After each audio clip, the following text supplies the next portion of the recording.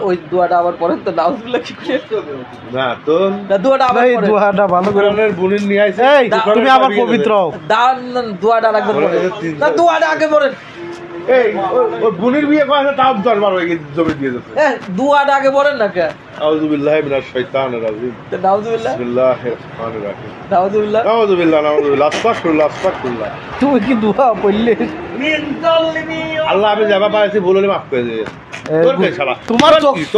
হলুদ কে